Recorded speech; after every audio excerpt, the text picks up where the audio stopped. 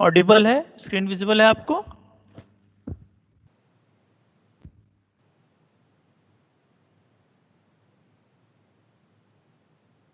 Okay,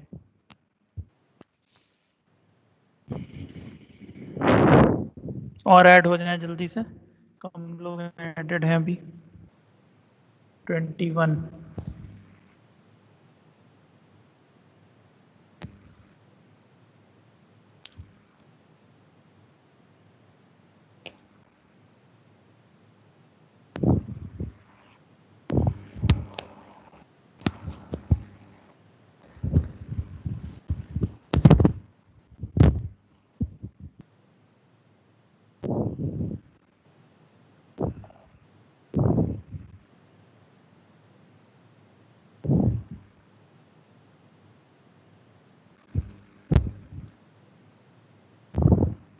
okay 26। सो हम लोग start करते हैं। एक ये बात है, अनुज कुमार शुक्ला किसी के कांटेक्ट में हो तो प्लीज़ उसको इन्फॉर्म करो कि वो रजिस्टर करे। अलाउड है, वो रजिस्टर नहीं कर रखा है फीस देने के बाद भी।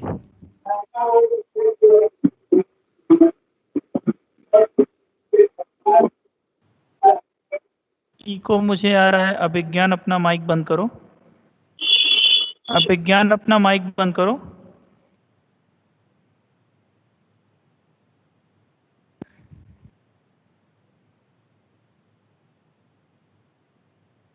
चलिए स्टार्ट करते हैं हम लोग, ठीक है?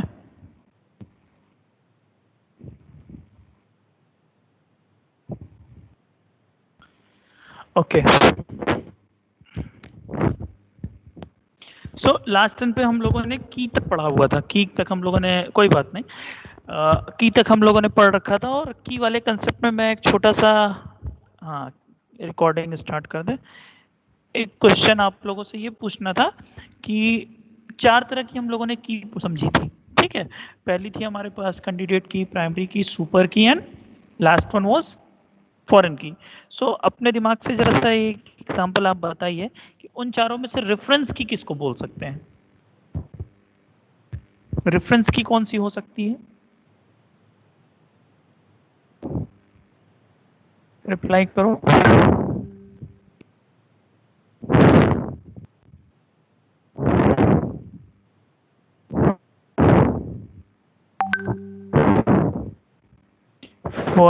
फॉरेन की एक किसी ने प्राइमरी की भी कहा है।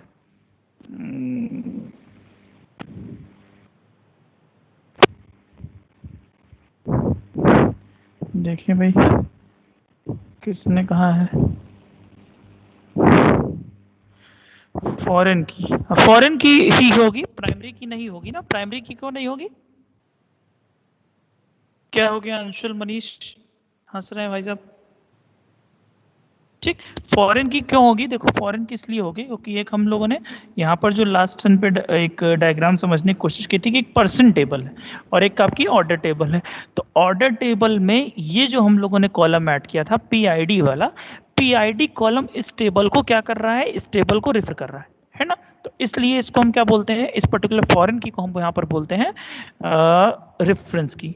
ये एक ऐसे ही छोटा सा बात हम लोगों ने कर ली। अच्छा, नेक्स्ट एक क्वेश्चन भेजा था हमने जो उस पे ग्रुप पे, उस पे बहुत सारे लोगों ने बताया। एक आध लोगों के मन में डाउट ये था कि साहब फोर्थ वाला जो आंसर है वो क्यों नहीं सही है या गलत है, उसमें कुछ डाउट था। अभी 3-2 में भी क्लास हो रही थी तो वहाँ पे भी डाउट था।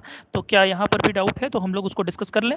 आप लोग अपने व्हाट्सएप पे उसको देख लें जरा सा क्वेश्चन को, तो मैं यहाँ सर बताने की आपको कोशिश करता हूँ, ठीक है? हाँ, सब लोगों ने सही बताया फॉरेन की। तो देखिए उसमें जो डाउट है वो ये है कि बाकी के 3 ऑप्शन तो क्लियर है, ठीक? नल सेट वाला है, यस, ओके। उसमें से एक क्वेश्चन में आप लोग भी अपने उस पे देख लें फोन पे। सो डी ऑप्शन ये है कि एस अगर एक सुपर की है, एस अगर एक सुपर की है, if S is a super की सच दैट कि एस और यूआईडी का जो इंटरसेक्शन है वो नल है। ध्यान से सुनिएगा प्लीज, ठीक? कि एस और यूआईडी का जो इंटरसेक्शन है वो नल है। तो आगे कह रहा है कि then S union UID is also a super key. अब मैं एक बात आपसे कह रहा हूं, उस बात को ध्यान से सुनिएगा कि जब भी आप क्या करते हो, आपके पास एक सेट है, मतलब एक आपने कॉलम्स का, टेबल्स के कॉलम का एक आपने कॉम्बिनेशन बना के बोला कि भाई साहब ये सुपर की है। तो आपको मैंने लास्ट टाइम पे ही ये बात समझाई थी कि सुपर की में से जब आप कुछ हटाते जाते हो तो आप जिस स्टेट तक पहुंचते हो, एक ऐसे की के कॉम्बिनेशन तक पहुंचते हो जो इस बात के लिए एबल होता है कि वो यूनिकली आइडेंटिफाई कर सकता है टेबल को। ठीक है, यूनिकली क्या कर सकता है, टेबल को आइडेंटिफाई कर सकता है। मतलब आपके पास जब एक सेट है जिसको आप सुपर की का सेट बोल रहे हो, उसमें से चीजों को हटाते जाओ और एक इस स्टेट तक पहुंचो कि अब हटा दोगे तो नहीं कर पाएगा, मतलब लास्ट मिनिमल सेट, उसको तुम लोग क्या बोलते हो, कैंडिडेट की। तो कैंडिडेट की में अगर कुछ एड ऑन करते जाए तो वो सुपर की बन जाएगा। क्लियर है बात? अगर कैंडिडेट की में कुछ एड ऑन कर दें तो वो क्या बन जाएगा, सुपर की बन जाएगा। ठीक, तो यहां पर ये लिखा है कि एस अगर एक सुपर की है और एस और यूआईडी का जो इंटरसेक्शन है वो नल है। तो इस बात को बहुत ध्यान से सुनना कि एस और यूआईडी का अगर इंटरसेक्शन नल है तो इस बात का क्या मतलब है कि एस जो कॉम्बिनेशन आपने सुपर की का बनाया है उस वाले कॉम्बिनेशन में यूआईडी नहीं है, बट एस में कुछ भी है, दो तीन अपने कॉलम होंगे वो मिलके सुपर की का काम कर रहे हैं। जैसे अगर यहाँ पर हम लोग देखें तो हो सकता है कि रजिस्ट्रेशन नंबर और बैंक अकाउंट नंबर ये दोनों कॉम्बिनेशन मिलके सुपर की का काम कर रहे हैं। तो मैं आपसे फिर से कह रहा हूं कि अगर सुपर की में तुम कुछ और ऐड कर दोगे तो वो आगे क्या होगा, वो सुपर की और अच्छा बन जाएगा। मतलब वो सुपर की तो है ही है पहले से, तुम उसमें सरप्लस कितना भी अगर ऐड करते जाओगे तो क्या होगा, वो तुम्हारा सुपर की बन जाएगा। तो यूआईडी तुम्हारा एक ऐसा कॉलम था जो कैंडिडेट की का काम कर रहा था। यूआईडी एक ऐसा कॉलम था जो कैंडिडेट की का काम कर रहा था। एस तुम्हारा सुपर की था। तो अगर तुम सुपर की के साथ उस वाले कॉलम को ऐड कर दो तो वो क्या करेगा, वो फिर से सुपर की का काम करेगा। तो इसमें कोई डाउट मेरे ख्याल से होना नहीं चाहिए। अगर है तो प्लीज आप एग्जैक्टली क्वेश्चन पूछें कि कहां पर प्रॉब्लम है। मैं आपसे फिर से कह रहा हूं कि एस अगर आपका सुपर की है और उसमें आपने यूआईडी को और ऐड कर दिया तो वो अभी भी सुपर की रहेगा। तुम सारे टेबल के कॉलम को, जैसे मैंने बोला कि एक कोई पर्टिकुलर कॉम्बिनेशन अगर उसका सुपर की है और तुम उसमें कई सारे कॉलम को ऐड करते चले जाओ तो वो क्या बनेगा, वो फर्दर भी सुपर की बन सकता है। ठीक है, रिप्लाई करिए जहां पर डाउट है इस बात में, या क्लियर है। आशीष, अनुग्रह, रिप्लाई करें, क्लियर है। और बताएं जिसको डाउट है तो प्लीज बताइए। क्लियर है, ओके। ठीक, तो आगे हम लोग चल सकते हैं। ठीक, लास्ट टर्न पे मैंने आपको बता दिया था जो भी कीज वगैरह के बारे में आपको मैंने बताया था, वीक एंटिटी और स्ट्रॉन्ग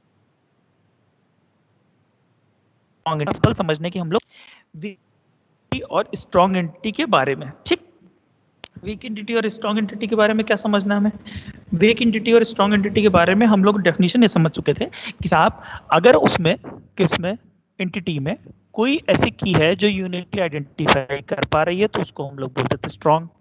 अगर कोई भी की ऐसी नहीं है उस एंटिटी में जो उसको यूनिकली आइडेंटिफाई कर पाए तो उसको हम लोग क्या बोलते थे, वीक एंटिटी। यहां तक तो समझने में किसी को कोई डाउट नहीं हुआ था। अब मैं आपको इस बात का एग्जाम्पल देने के लिए चल रहा हूं और आप इस बात को समझने की कोशिश करिएगा। एक इंपॉर्टेंट पॉइंट दिमाग में डालिए, क्या कि जो वीक एंटिटी होती है अगर उसकी हम बोल रहे हैं कि उसमें कोई भी ऐसा की नहीं है, उसमें कोई भी ऐसा एट्रीब्यूट नहीं है, और अच्छी लैंग्वेज में बोले तो क्या बोलेंगे कि उसमें कोई भी एक ऐसा एट्रीब्यूट नहीं है जो की का रोल प्ले कर सके, मतलब जो की वाला काम कर सके, मतलब जो यूनिकली आइडेंटिफाई कर सके टपल्स को।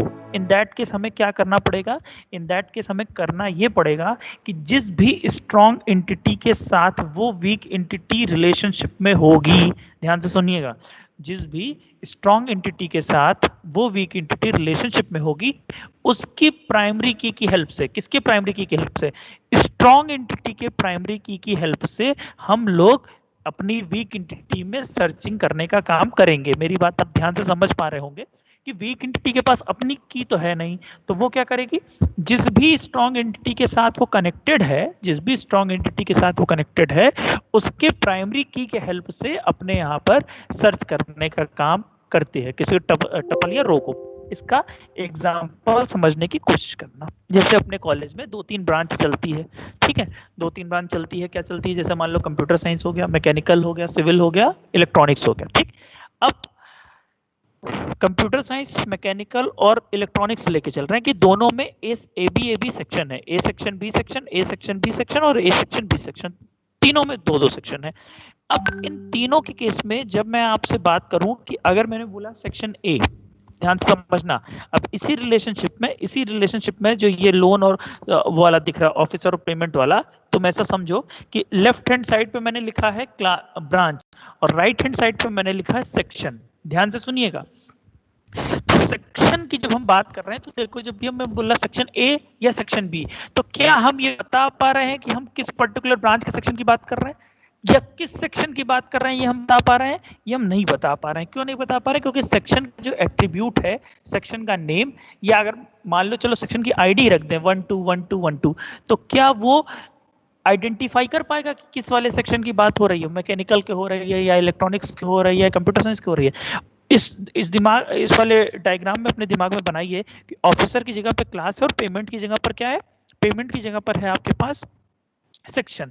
तो उस केस में आपको क्या करना पड़ेगा? उस केस में करना ये पड़ेगा कि जैसे अगर मैंने बात कही कंप्यूटर साइंस के सेक्शन बी की, तो कंप्यूटर साइंस का एक आईडी होगा, कंप्यूटर साइंस का आईडी मान लो है 10। तो अगर मैंने कहा 10 का सेक्शन बी, तो आप समझ जाओगे कि किसकी बात हो रही है?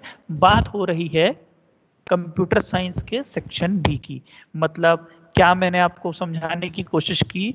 मैंने आपको ये समझाने की कोशिश की कि सेक्शन उस केस में क्या है? वीक एंटिटी, क्योंकि उसके पास अपना कोई भी की नहीं है, मतलब उसके पास कोई भी ऐसा एट्रीब्यूट नहीं है जो की का रोल प्ले कर सके। सो हमें क्या करना पड़ा? हमें अपनी स्ट्रॉन्ग एंटिटी जिससे वो कनेक्टेड है उसकी प्राइमरी की को लेकर के जब हम एसोसिएट करते हैं उस सेक्शन के नेम के साथ, तब हमें एग्जैक्टली पता चल जाता है कि आप किस वाले सेक्शन की बात कर रहे थे। बताओ, इतनी बात समझ में आई? या जो क्वेश्चन हो प्लीज उसको आप पूछिए, क्वेश्चन होना चाहिए, पूछिए जल्दी से।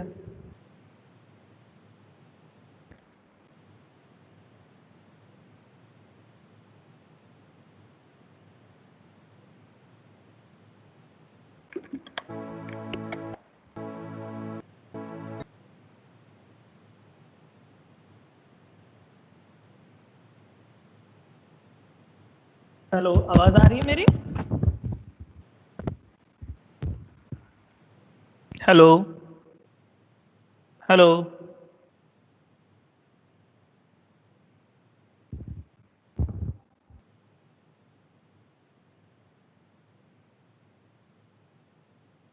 सर, नहीं समझ आया। वीक एंटिटी रिपीट कर दीजिए। अच्छा, चलो देखिए भाई क्या क्या क्वेश्चन आए। ओके, क्लियर है? के बाद मनीष ने बोला यस सर। चलो यहाँ से, एक से ज्यादा स्ट्रॉन्ग एंटिटी हो सकती है क्या? मतलब एक वीक एंटिटी जब एसोसिएट करेगी, बात सुनना ध्यान से, मतलब जिसको वो सिलेक्ट कर रही है, वीक एंटिटी किसी एक ही ऐसी स्ट्रॉन्ग एंटिटी से जुड़ेगी जो उसको आइडेंटिफाई कर पाए। मेरी बात समझिएगा ध्यान से। मतलब अगर हम लोग ये बात इसको इस तरह से समझें कि जिस भी वीक एंटिटी, जिस भी स्ट्रॉन्ग एंटिटी के प्राइमरी की मदद से हम लोग जिसको ढूंढ पा रहे हैं, तो उस पर्टिकुलर स्ट्रॉन्ग एंटिटी को उसका ओनर बोला जाता है। ठीक, तो एक वीक एंटिटी के साथ केवल एक ही ऐसा स्ट्रॉन्ग एंटिटी होगी, एक से ज्यादा नहीं। मतलब जैसे ब्रांच अगर तुमने बना दी उसकी स्ट्रॉन्ग एंटिटी, तो वहां पर केवल क्या होगी? ब्रांच ही उसके साथ एसोसिएट होगी। फरहान ने कहा यस सर, बरजा ने कहा यस सर, आशीष ने कहा सर नहीं समझ आया, वीक एंटिटी को रिपीट कर दीजिए। वीक एंटिटी ऐसी एंटिटी है बेटा जिसके पास अपनी की नहीं होती। तो मैंने कहा अगर मान लो एक सेक्शन नाम का हम एंटिटी बना रहे हैं, तो सेक्शन नाम के एंटिटी में हर ब्रांच में दो सेक्शन है, तो केवल सेक्शन का जो नेम है वो पूरा नहीं पड़ रहा है। किसके लिए पूरा नहीं पड़ रहा है? वो इसलिए नहीं पूरा पड़ रहा है कि वो यूनिकली आइडेंटिफाई कर पाए किसको? पर्टिकुलर, कि आप किस वाले सेक्शन की बात कर रहे हैं। जैसे A B section computer science में भी है, ए बी सेक्शन किस में? मैकेनिकल में भी है, ए बी सेक्शन इलेक्ट्रॉनिक्स में भी है। तो हमको क्या बताना पड़ेगा? हमको बताना पड़ेगा कि हम मैकेनिकल के सेक्शन ए की बात कर रहे हैं। तो जब मैकेनिकल तुमने ऐड कर दिया, तो मैकेनिकल ऐड करने का क्या मतलब है?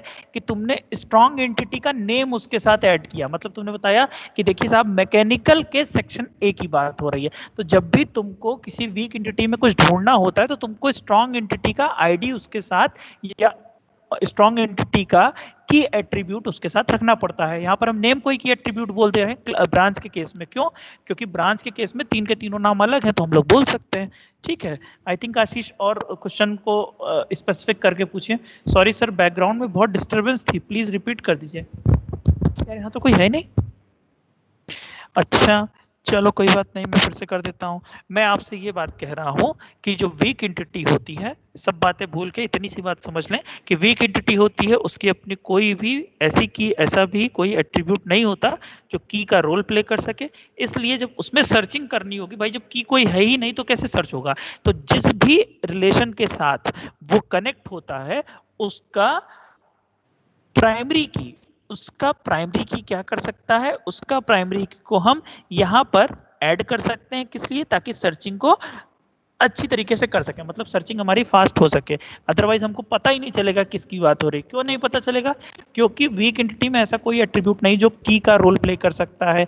इसीलिए हमें स्ट्रॉन्ग एंटिटी के की को यहाँ पर ऐड करना पड़ता है। मेरी बात आप समझ पाए होंगे। जैसे यहाँ पर देखो ऑफिस और पेमेंट, इस एग्जाम्पल को इसलिए मैं बार बार नहीं ले रहा हूँ, तुम अपने दिमाग में ऐसा बनाओ कि ऑफिसर की जगह पे क्लास लिखा है और पेमेंट की जगह पर समझो सेक्शन लिखा है। ठीक है, तो सेक्शन का एक एट्रीब्यूट ऐसे मान लेते हैं सेक्शन नेम है। ठीक, तो ब्रांच हैज सेक्शन, ऐसे रिलेशनशिप समझ लो यहाँ पर बनी हुई है, ब्रांच है सेक्शन। तो जब भी आप सेक्शन की बात करेंगे तो किस सेक्शन की बात हो रही है? क्योंकि सेक्शन तो दो ही हैं, ए और बी हर ब्रांच में। तो जब भी तुमको पर्टिकुलर सेक्शन को बताना होगा तो तुम्हें क्या बताना पड़ेगा? उसके साथ ब्रांच का जो की एट्रीब्यूट है, जैसे हम लोग अभी यहाँ बोलते हैं कि ब्रांच नेम उसका की एट्रीब्यूट है, तो आपको बताना पड़ेगा कि मैकेनिकल के सेक्शन ए की बात हो रही है या ईसी के सेक्शन बी की बात हो रही है। क्लियर है बात? ठीक है, और कुछ नहीं आया हो तो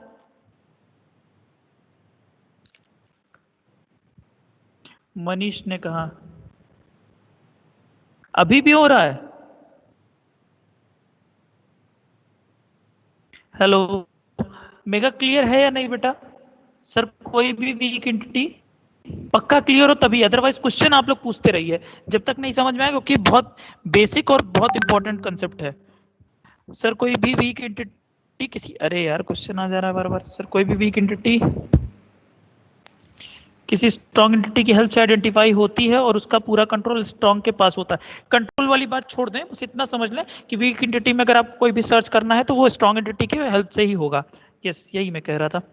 ठीक है, पक्का समझ में आया अवनीश? की केवल क्लियर ही लिख रहे सर, मतलब वीक एंटिटी को स्ट्रॉन्ग एंटिटी के साथ एक ही टेबल में रख सकते हैं? नहीं, बहुत अच्छा तुम पूछो आशीष, उसको ऐसे समझो कि वीक एंटिटी वाली टेबल बनाओगे तो वहां पे तुमको प्राइमरी की वाला, मतलब जो स्ट्रॉन्ग टेबल का प्राइमरी की है वो रखना पड़ेगा। क्यों? तभी बना पाओगे। सोचो अपने दिमाग में दो कॉलम सोचो, एक में ब्रांच नेम लिखा है और एक में सेक्शन लिखा है, तो वो दोनों मिलकर क्या करेंगे? यूनिकली आइडेंटिफाई कर लेंगे। सीएस के आगे ए लिखा है, सीएस के आगे बी लिखा है, एमई के आगे ए लिखा है, एमई के आगे बी लिखा है, ऐसे दो कॉलम बने हैं। तो आपको क्या करना पड़ेगा? वीक एंटिटी की आप टेबल बनाओगे और वीक एंटिटी में क्या करोगे? स्ट्रॉन्ग एंटिटी वाले का प्राइमरी की रख लोगे। बहुत बेहतर आपने समझने की कोशिश की है। ठीक है, आई थिंक समझ में आई होगी आप लोगों को बात। ठीक, अब यहीं पर एक बात और देख लो कि ज्यादातर करके जब भी तुम्हारे पास कोई वीक एंटिटी होगी तो उसका टोटल पार्टिसिपेशन ही होगा। ठीक, और यहां पर उस समय रिलेशनशिप को हम डबल डायमंड से शो करेंगे। क्लियर है? देखो डबल डायमंड से शो कर रहे हैं लोन पेमेंट को। डबल डायमंड का क्या मतलब होता है? इसको बोलते हैं weak entity relationship, sorry week relationship या आइडेंटिफाइंग रिलेशनशिप। हाँ हाँ, बस फॉरेन की तरह यूज करेंगे, बिल्कुल। तो क्या मैं बोल रहा था? मैं ये बोल रहा था कि लोन पेमेंट जो है तुम्हारा, जो आपका लोन पेमेंट है उसको क्या बोलेंगे? Weak relationship. उसको क्या बोलेंगे बेटा? वीक रिलेशनशिप या आइडेंटिफाइंग रिलेशनशिप। मेरी बात आप समझ पाए होंगे। अगर दो वीक एंटिटी मिलकर यूनिकली आइडेंटिफाई कर पा रहे हो तो चलो इसको आगे हम लोग देख लेंगे, कोई एग्जांपल ऐसा ढूंढ के लाने की कोशिश करेंगे कि देखेंगे क्या दो वीक एंटिटी, वैसे ऐसे पॉसिबल होगा नहीं क्योंकि दोनों के पास अपना की नहीं है, तो दोनों मिलकर स्ट्रांग बन ही नहीं पाएंगे। ऐसे थोड़ी है ये मतलब ये कि दोनों के पास कोई ऐसे एट्रीब्यूट नहीं है जो मिलके। अच्छा, एक एग्जांपल दे रहा हूं, जल्दी से बताना कि दोनों में क्या तुम्हारा वीक एंटिटी होगा और क्या स्ट्रॉन्ग एंटिटी होगा। ठीक है, जैसे मान लो अपार्टमेंट का नेम और रूम, उसके अंदर जो है क्या बोलते हैं अपार्टमेंट के अंदर, अपार्टमेंट नंबर।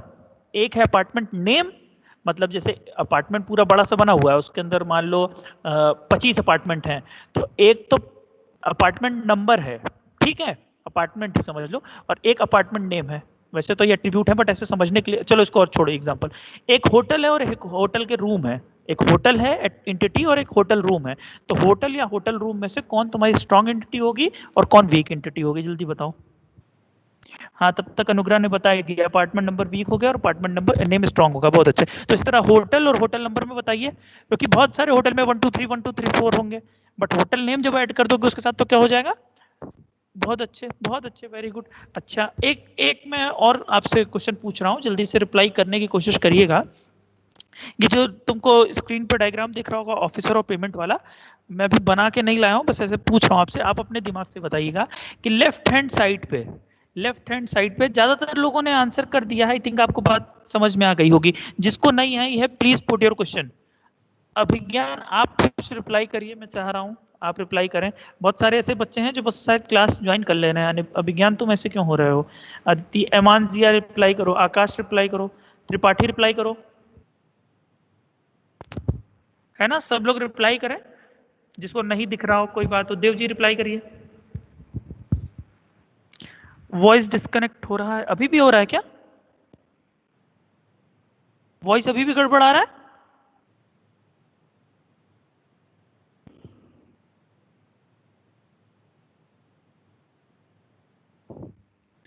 बिल्कुल बिल्कुल, जो मैं आपको समझाना चाह रहा था आप लोग समझ गए हैं, बेटर है। मतलब थोड़ा प्रॉब्लम है, हाँ मुझे नेटवर्क का इशू दिख रहा है। जैसे ही आवाज जाए आप लोग बताइएगा। Very good Tripathi, okay. चल, नेक्स्ट, इस बात को हम लोग समझते हैं। क्या समझते हैं? मैं आपसे एक क्वेश्चन पूछा था, आप लोग उसका आंसर करें। क्या पूछ रहा था? मैंने कहा लेफ्ट हैंड साइड पे समझ लो, यहाँ पे लिखा है पर्सन। ये पर्सन है, ध्यान से सुनना, पर्सन मतलब व्यक्ति ना, जो हम लोग पर्सन्स हैं। एक एंटिटी है पर्सन्स, और इधर लिखा है चिल्ड्रन। चिल्ड्रन, ठीक है। तो अब लेफ्ट हैंड साइड पे पर्सन है, राइट हैंड साइड पे चिल्ड्रन है। जल्दी से दिमाग से बताओ कि किधर की ओर टोटल पार्टिसिपेशन होगा, किधर की साइड टोटल पार्टिसिपेशन होगा। टोटल पार्टिसिपेशन किधर की साइड होगा? फिर से सुनो, देवजी ने तो क्लास की नहीं थी। टोटल पार्टिसिपेशन पूछ रहा हूं किस साइड होगा। इधर की ओर पर्सन्स हैं लेफ्ट साइड में, और राइट हैंड साइड पे चिल्ड्रन है। तो लेफ्ट हैंड साइड तुम्हारा टोटल पार्टिसिपेशन होगा या राइट हैंड साइड?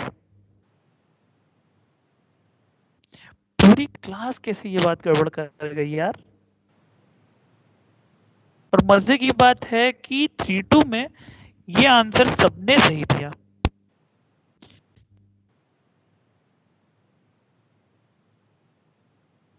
अब तो सब चिल्ड्रन लिखेंगे ही, समझ गए हैं।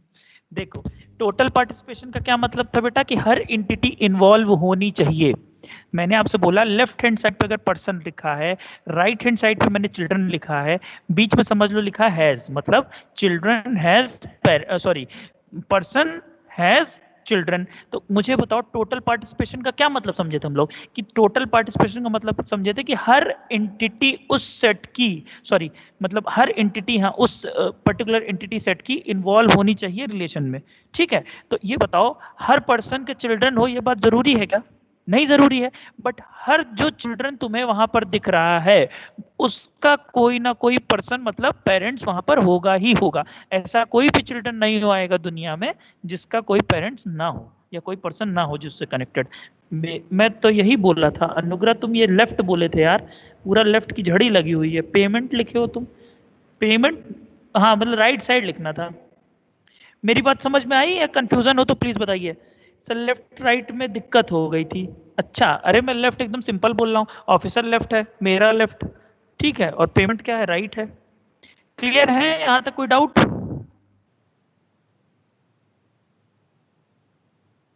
प्लीज रिप्लाई करिए तो हम लोग आगे बढ़ेंगे।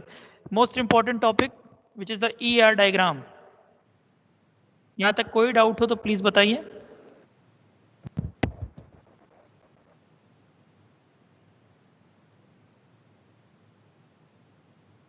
पुरानी क्लासेस का या अभी तक का कोई डाउट लग रहा हो तो आप लोग पूछ सकते हैं। तुम लोग क्वेश्चन कम पूछते हो, गलत है ये। बहुत सारे लोग हैं जो इंटरेक्ट भी नहीं करते हैं, बहुत गलत बात है ये। चलने दो, वाली कहानी है, पढ़ लेंगे। बढ़िया है, चलो। सो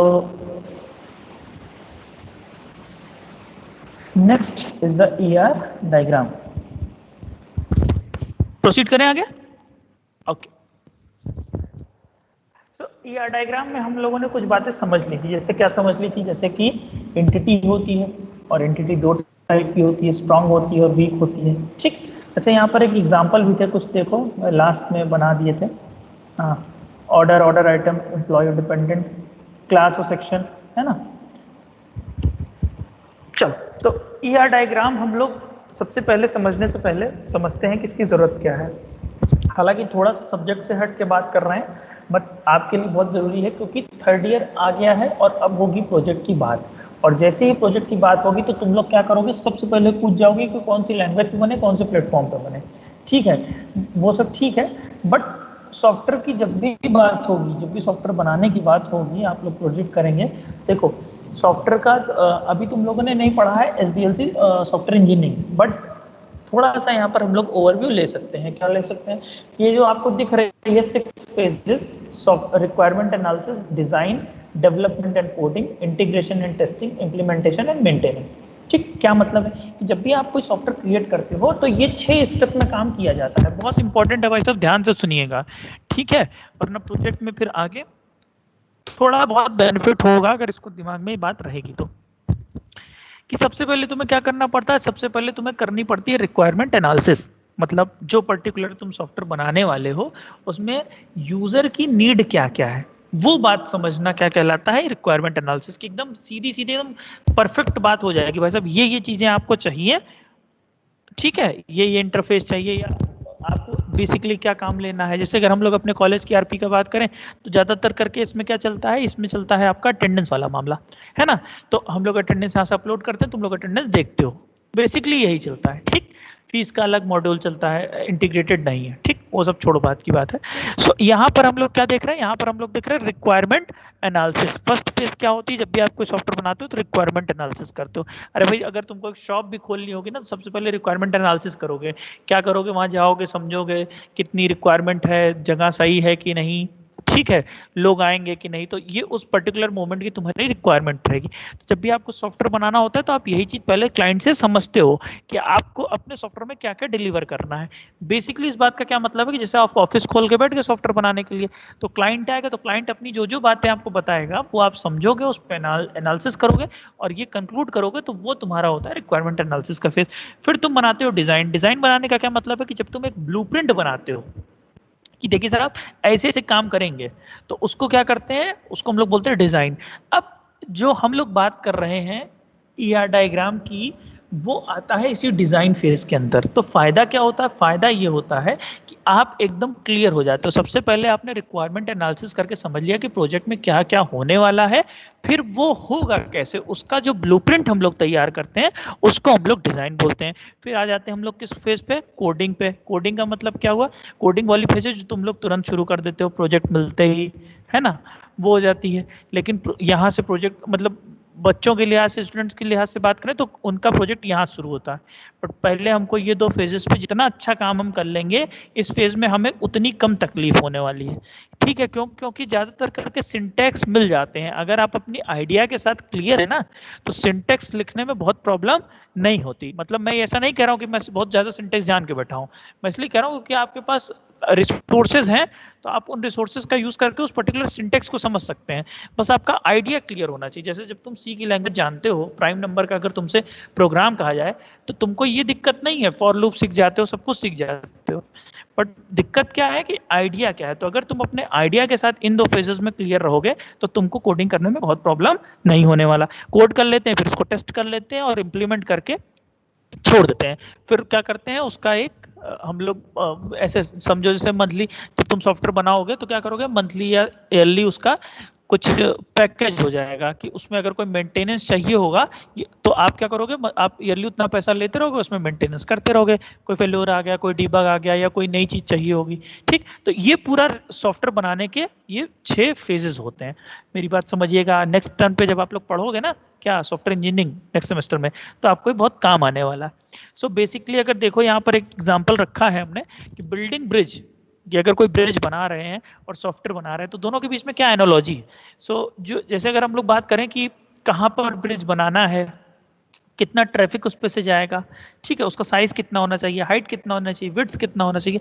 सो ये जो सारी चीजें हैं ये आती हैं ब्रिज जब आप बनाने लगते हो तो उसके एनालिसिस फेज में।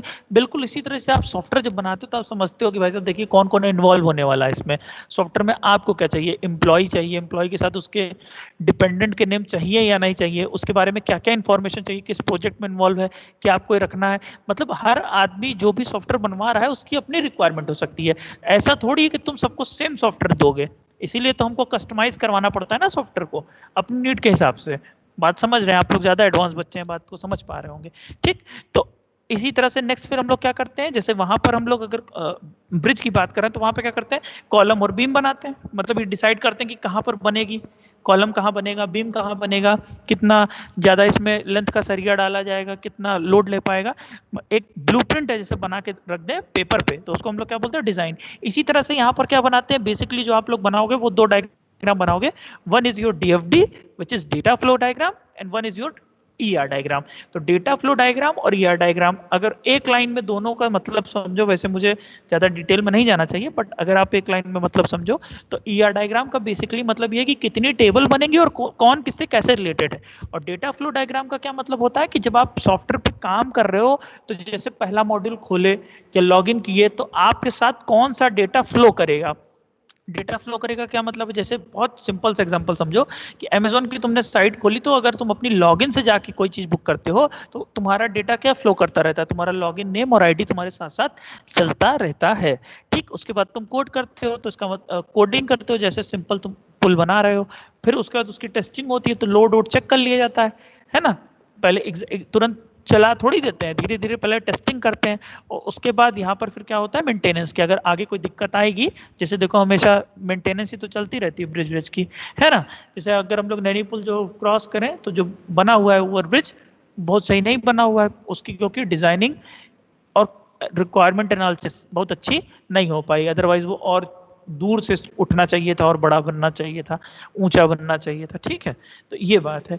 सीधे उसकी कोडिंग कर दी गई, सीधे मसाला वसाला बना के सीमेंट वीमेंट बना दिया गया पुल को। तो इस काम के पहले आपको ये दो काम समझना पड़ेगा। इतनी देर ये बात बताने का मतलब इतना सा था कि आप ईआर डायग्राम और डीएफडी को सीरियस लें, क्योंकि आपका प्रोजेक्ट इस बात पे बहुत ज़्यादा डिपेंड करता है। आगे बड़े काम करोगे तो जब तक आप अपने डिजाइनिंग में परफेक्ट नहीं रहोगे, सीधे कोडिंग थोड़ी करने लगोगे। आपको डिजाइनिंग समझ में आनी चाहिए। यहाँ तक किसी को कोई डाउट हो तो आप पूछ सकते हैं, अदरवाइज आगे बात करें। प्लीज रिप्लाई करिए। आवाज आ रही है कि नहीं? हेलो, चलिए, यहाँ तक कोई डाउट हो तो प्लीज बताइए।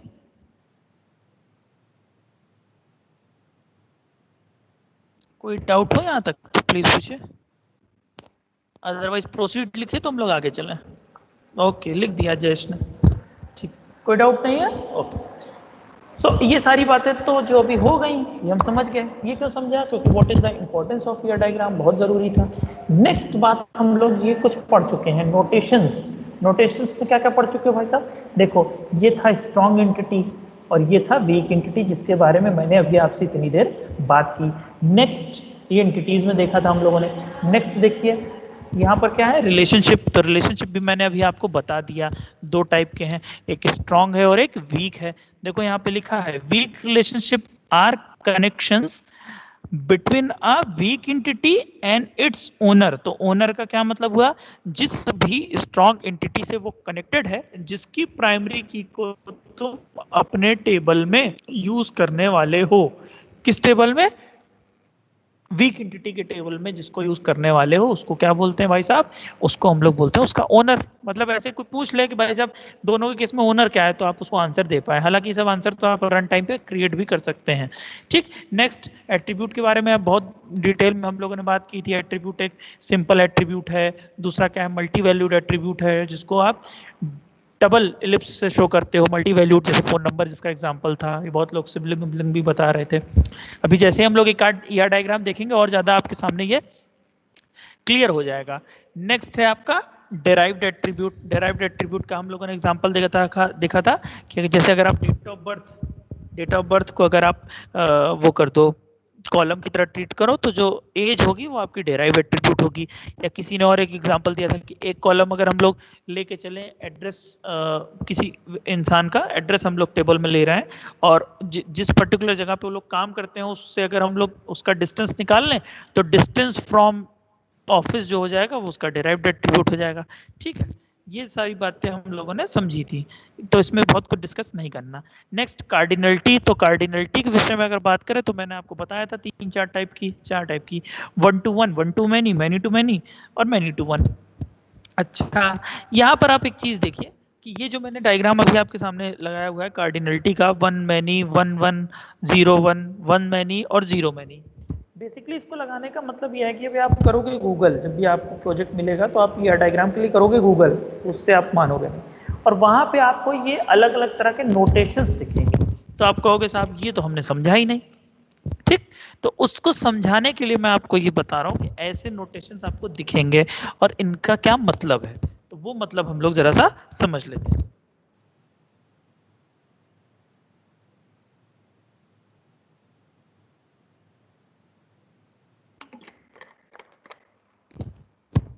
देखो क्या है, तो मतलब ये है, जैसे मान लो इस जो 1 लिखा है इसके दोनों एंड पे एंटिटीज होंगी, तो ये यहाँ पर अगर सिंगल लाइन है तो ये आपको ये बता रहा है कि आपका जो इधर वाली एंटिटी है, जो 1 की ओर एंटिटी है, इसका केवल एक ही मेंबर इन्वॉल्व हो रहा है। देखो ये क्या है, मैनी, इस रो, इसको सिंबल को देखो कि ये एरो टाइप का है बट इस साइड में, मैनी की साइड में ओपन सा है, तो ये क्या हो गया, मैनी, मतलब मल्टीपल अगर एंटिटी उसकी इन्वॉल्व हो रही है तो मैनी। ठीक, ये 1 और 1 है मतलब, ठीक, और 0 और 1 का क्या मतलब हुआ, सर्कल बना दिया और 1 बना दिया तो 0 1 हो गया।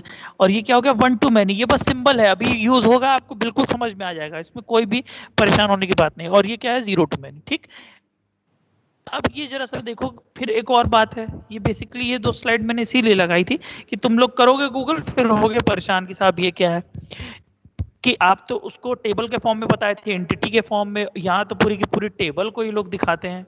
ठीक, वैसे तो पूछोगे नहीं बट फिर भी देखो, जैसे हम लोगों ने स्कीमा पढ़ा था ना, स्कीमा 3 टाइप का है, तो कौन कौन सा पढ़ा था, फिजिकल, लॉजिकल और व्यू लेवल, ये पढ़ा था। तो बिल्कुल उसी तरीके से ईआर डायग्राम भी आपको 3 तरीके का शो हो रहा है, देखो कौन कौन सा। ये हो गया तुम्हारा फिजिकल लेवल। तो फिजिकल में मैंने आपको पहले भी बताया था, क्या बताया था, कि जब वहां पर आप टेबल में, टेबल के साथ कॉलम नेम, कॉलम नेम के साथ आप क्या कर रहे हो, उसका टाइप और साइज भी शो कर रहे हो। देखिए यहाँ पर आपको शो हो रहा है कस्टमर वाली टेबल, देखिए। ठीक, तो उसको आप क्या कहते हो, उसको आप कहते हो, ये आपका फिजिकल लेवल का ईआर डायग्राम है। ऑब्वियस सी बात है ना, इसमें क्या समझने वाली ऐसी कोई टिपिकल बात है नहीं, ईआर डायग्राम है और उसमें क्या है, आपका कॉलम और उसका डेटा टाइप और डेटा का साइज भी बता दिया है। और कॉन्सेप्चुअल लेवल पे क्या है, देखो कॉन्सेप्चुअल लेवल पे केवल और केवल उसका नेम बताया है, उसका डेटा टाइप और साइज नहीं बताया। इसी तरह से एक्सटर्नल लेवल पे केवल ये बनाया है। तो हम लोग जो जनरली बनाते हैं वो यही बनाते हैं, एक्सटर्नल लेवल वाला। कॉलम वॉलम के लिए क्या करते हैं, एट्रीब्यूट शो कर देते हैं एक्सटर्नल लेवल पे। ठीक, तो ये बात समझ में आई होगी, ये बस इसीलिए ताकि आप आगे नेट पे सर्च करेंगे तो आप परेशान ना हो कि साहब ये क्या कर दिया इसने। ठीक है, यहाँ तक में कोई डाउट हो तो प्लीज पूछिए, नहीं तो आगे चलते रहें, धीरे धीरे हम लोग आगे बढ़ रहे हैं, बहुत जल्दी नहीं। ठीक है, थोड़ा सा कॉम्प्लेक्स हो जाएगा तो बहुत सारी चीजें इंपॉर्टेंट बहुत ज्यादा है ये, इसलिए बात कर रहे हैं। ठीक है, अब एंटिटीज कैसे पहचानी जाए, जो शायद मेघा ने या पलक ने, किसी ने कहा था, मुझे ध्यान नहीं आ रहा, कि आप कि अपने आपने जैसे स्टार्ट किया, ध्यान से सुनना, आप क्या स्टार्ट किया तुमने, तुमने स्टार्ट किया ये बनाना सॉफ्टवेयर। तो सॉफ्टवेयर बनाना शुरू किया, तो सॉफ्टवेयर बनाते समय एक बहुत बेहतर ईआर डायग्राम तक लास्ट हम लोग पहुंचेंगे, वो ध्यान से समझने की कोशिश करिएगा। हम लोग बहुत बेसिक बेसिक सारी बातें जान गए हैं, बट अब हम लोग क्या करने वाले हैं, अब हम लोग करने वाले हैं ये कि अब हम बनाएंगे ईआर डायग्राम। ठीक, तो ईआर डायग्राम बनाने के लिए देखो पहली एक बात समझ लो कि कोई भी एक ईआर डायग्राम, जैसे अगर मैंने कहा कि एक ईआर डायग्राम बनाओ और अगर उसका कंस्ट्रेंट नहीं बता रहा हूं मैं, जैसे मैंने कहा यूनिवर्सिटी का ईआर डायग्राम बनाओ, तो कुछ चीजें तो कॉमन होंगी, ध्यान से समझिएगा, बट कुछ चीजें ऐसी होंगी कुछ चीजें ऐसी होंगी जो हो सकता है दोनों के बीच में कॉमन ना हो और आप उसको गलत भी नहीं कह सकते। क्यों? क्योंकि आपके अपने सॉफ्टवेयर की रिक्वायरमेंट क्या है भाई, वो तो आप जानोगे ना। जैसे बहुत सारी यूनिवर्सिटीज अगर बनाएगी तो हो सकता है कि वो उसमें कई सारे मॉड्यूल ऐड ऑन करे, जैसे बस की सर्विस को ऐड ऑन कर दे तुम्हारे सॉफ्टवेयर में जो ईआरपी वाला है, तुम्हारे रेसिप्ट वगैरह की सारी इंफॉर्मेशन ईआरपी से ही हम लोग देख सकें, तुमको सर्च करना हो तो हम कर सकें वहां से। ठीक है, तो बहुत सारी ऐसी चीजें हैं जो ऐड ऑन हो सकती हैं। तो मेरे कहने का क्या मतलब है, मेरे कहने का मतलब है कि एक ईआर डायग्राम सही है या गलत है, ये बात इस बात से डिसाइड होती है कि वो सॉफ्टवेयर बनाने की रिक्वायरमेंट क्या है। क्लियर है? तो कोई भाई कंसेप्ट में गलत हो सकता है, जैसे तुमने किसी स्ट्रांग को वीक बना दिया, वीक को स्ट्रांग बना दिया, तो वो तो पकड़ में आ जाएगा कि पार्टिसिपेशन कहीं पर तुमको दिखाना था, टोटल तुम नहीं दिखाए और तुमने केवल कैसा दिखा दिया, पार्शियल दिखा दिया, या जीरो टू मैनी टाइप का था, तुमने उसको मैनी टू मैनी दिखा दिया। तो ये गलतियां तो पकड़ में तुरंत आ जाएंगी। बट और अगर जब तक किसी को तुम्हारे सॉफ्टवेयर की रिक्वायरमेंट नहीं पता, तब तक ये चीज कहना कि हाँ ईआर डायग्राम को जज कर ले, ये थोड़ा मुश्किल है। तो आपका जो गाइड होगा प्रोजेक्ट में, वो आपको, आप उससे डिस्कस करेंगे तो पता चलेगा आपको क्या कि आपके सिस्टम में या आपके सॉफ्टवेयर में जो ईआर डायग्राम बन रहा है वो सही है या नहीं। ठीक है, मेरी बात समझ गए आप?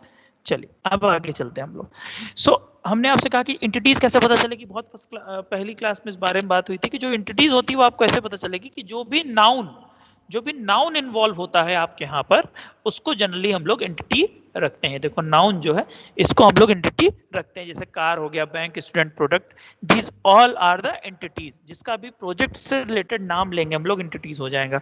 फिर समझिए नेक्स्ट। अच्छा एक और बात भी ध्यान देना, देखो मेरी बात ध्यान से समझना कि जिन चीजों में बहुत क्रिस्टल क्लियर नहीं होता ना, वो थोड़ा कॉम्प्लेक्स होता है। अब यहाँ पे हमको ये कंसेप्ट लेवल पे डिसाइड करना पड़ेगा कि इसको एंटिटी रखना है, किसको एंटिटी नहीं रखना है। ठीक, ध्यान समझिएगा, अगर ये 2+2 हो तो बहुत क्लियर है, बट जब चीजें एब्स्ट्रैक्ट होती हैं तो समझना और उस पर डिसीजन लेना थोड़ा सा कॉम्प्लिकेटेड होता है, क्योंकि आपको जस्टिफाई करना पड़ेगा कि आप इसको टेबल बनाएंगे क्या, आप एंटिटी रख रहे हैं तो आप टेबल बनाएंगे क्या। ठीक, और जो एंटिटीज को कनेक्ट करता है उसको हम क्या बोलते हैं, रिलेशनशिप। तो कैसे कौन इंटरेक्ट कर रहा है, जैसे देखो हमेशा एक बात और ध्यान रखो, इतना मैं टाइम इसलिए इस पे ले रहा हूं कि जैसे स्टूडेंट को आपने कोर्स से रजिस्टर किया, तो कोशिश ये करो कि जो यहाँ पे वर्ब सूट करे उसी को रिलेशनशिप बनाओ। ठीक है, मतलब यहाँ पर जो नाम, कई बार बच्चे अजीब सा बस सब में हैज लिख देंगे, कोर्स हैज टीचर को, स्टूडेंट हैज कोर्स, नहीं, तो कोशिश करो कुछ वर्ब सा यहाँ पे पुट करने की, और ये आपके अपनी दिमाग की समझ से आएगा। ठीक है, और एट्रीब्यूट क्या होता है, जो उस पर्टिकुलर स्टूडेंट को कह सकते हैं, उसकी जो कैरेक्टरिस्टिक्स होती है, जैसे स्टूडेंट का स्टूडेंट आईडी और नेम हो गया, कोर्स का कोर्स आईडी और उस कोर्स में कितनी सीट्स है वो हो गया, प्रोफेसर्स का क्या हो गया, फैकल्टी आईडी हो गया, उसका नेम हो गया, होने को और भी हो सकते हैं, बट हमको अपने सॉफ्टवेयर में कितनी जरूरत है उतनी एट्रीब्यूट रखने हैं। समझ रहे हो बात को? जैसे अब ये थोड़ी लिखेंगे कि प्रोफेसर के पास कौन सी गाड़ी है तो उसका एक हम लोग एट्रीब्यूट बनाए, भाई उसकी सॉफ्टवेयर में जरूरत नहीं है। आई थिंक मेरी बात आपको समझ में आई होगी। क्लियर है? यहाँ तक कोई डाउट हो तो प्लीज पूछे, मन में कुछ भी सवाल आ रहा हो तो आप पूछ सकते हैं, अगर आप सुन रहे हैं तो। मैं वेट कर रहा हूँ, कुछ पूछें आप।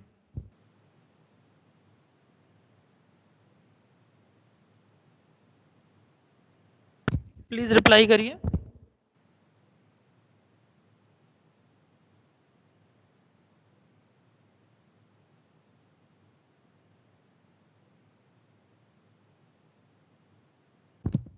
क्लियर सर, समझ आ गया। अच्छा चलो ठीक है, क्वेश्चन आना चाहिए ना दिमाग में कुछ।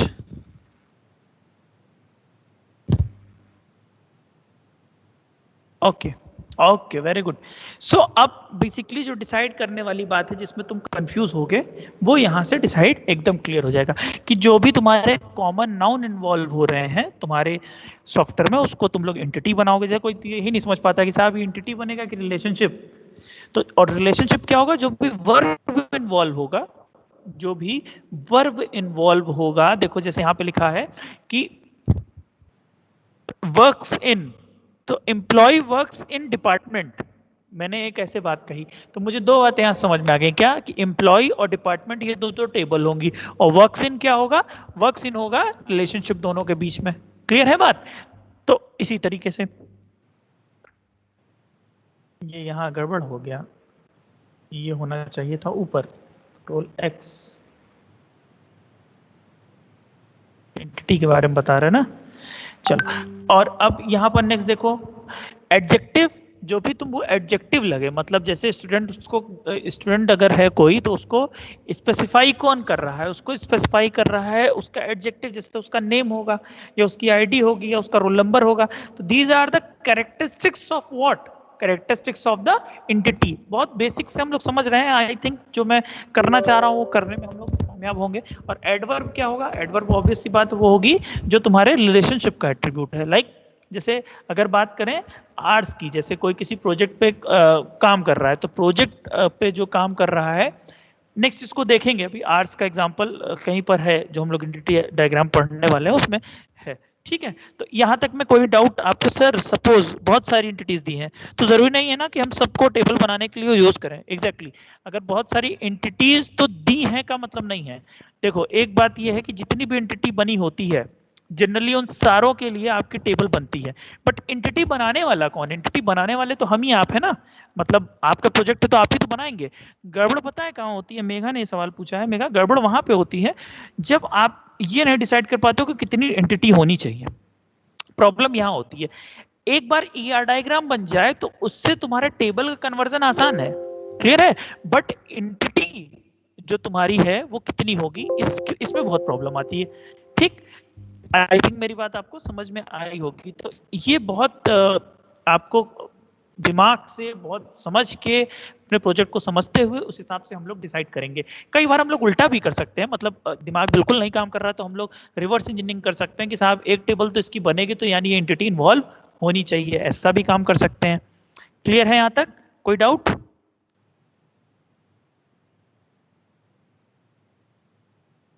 सर इसमें तो एंटिटीज प्रोफेशन है, प्रोफेशन नहीं प्रोफेसर लिखा होगा ना। कहाँ की बात पूछी है बेटा आपने मेघा, प्लीज बताओ।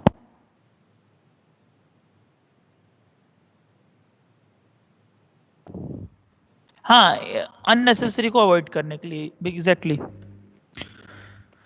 कुछ पूछा था आपने मेघा, बताइए। ओके, सो यहाँ पर हम लोग, अच्छा चलो, सो यहाँ पर कुछ टिप्स हो गई। अब ये एक समरी हो गई कि हमने क्या क्या समझा है एंटिटी में, हमने स्ट्रॉन्ग और वीक को समझा है। रिलेशनशिप में वैसे तो पार्शियल होता ही है, बट स्पेशली हमने टोटल को समझा है, cardinality 1 to 1, 1 to many, many to 1 और many to many, इसके अलावा भी होगी वो मैं आपको बताऊंगा। एट्रीब्यूट में जो आपने दो इंपॉर्टेंट समझे हैं, कंपोजिट और डिराइव्ड, और इसके साथ मैं एक और लिख देता हूँ which is multi valued. Clear है? और उसका की में हम लोगों ने प्राइमरी की, फॉरेन की, या दो तीन अगर आप और चाहें तो मैं वो भी लिख दे रहा हूँ, क्या जो हम लोगों ने पढ़ा है। जैसे एक हम लोगों ने क्या पढ़ा है, कैंडिडेट की। हालांकि टेबल में एक बात जान लो कि जो हम लोग टेबल जब बनाते हैं तो उसमें हम केवल यही दो बताते हैं, प्राइमरी की कौन है और फॉरेन की कौन है। कैंडिडेट की और सुपर की को नहीं बताया जाता, मतलब टेबल क्रिएट करते हैं उसमें कैंडिडेट की और सुपर की के लिए हम लोग कोड नहीं लिखते हैं। मतलब ऐसे क्रिएट टेबल जब लिखेंगे तो उसमें प्राइमरी की और फॉरेन की वाला तो लिखते हैं, बट सुपर की और कैंडिडेट की नहीं लिखते। क्यों नहीं लिखते? इसलिए नहीं लिखते क्योंकि हमको बेसिकली काम प्राइमरी की से, ऐसा समझो कि वो दोनों तो हेल्प के लिए यूज हुआ, कि सुपर की तुमने एक पूरा कॉम्बिनेशन उठा लिया, फिर उस सुपर की में से छांटते गए तो पता चला देखो ये कैंडिडेट की बन सकती है, ये बन सकती है, ये बन सकती है, but our main motto is to find out what is primary key. तो प्राइमरी की बनाने के लिए वो सारी हम लोगों ने गणित पहले की थी। ठीक, अब नेक्स्ट जो स्टार्ट करना है वो आपको एक बेहतरीन सा या डायग्राम मैं बताऊंगा, तो उसको हम लोग करेंगे अब कल। ठीक है, और आज की क्लास हम लोग यहीं पर समाप्त करते हैं। ठीक है, कोई क्वेश्चन हो तो प्लीज पूछिए आप लोग, अदरवाइज हम लोग इसको बंद करें।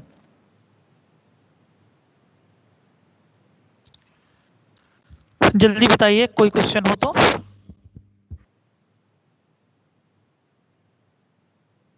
थैंक यू सर, हो गया। अच्छा, क्वेश्चन नहीं है।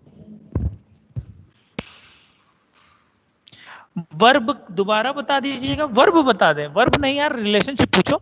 रिलेशनशिप मतलब जो भी, जैसे आप जब भी अपने सॉफ्टवेयर की बात करेंगे, जैसे मैंने कहा कि employee works in this department, so works in क्या होगा, वर्क्स इन वहां पर रिलेशनशिप बनेगा। मतलब मैं ये कह रहा हूं कि जो भी वर्ब आएगी, तुम जब सॉफ्टवेयर की अपनी बात करोगे तो जो भी तुम वर्ब बोलते हो सॉफ्टवेयर की बात करते हो, जनरली वो आपका रिलेशनशिप बनती है। जैसे अगर मैं स्कूल का सॉफ्टवेयर बना रहा हूं तो मैं बोलूंगा कि students are taught by teachers, ठीक है, या students reads in this section, so ये जो टर्म आ रहा है, जो ये वर्ब्स आ रही हैं, वो आपकी क्या है, वो आपकी है रिलेशनशिप।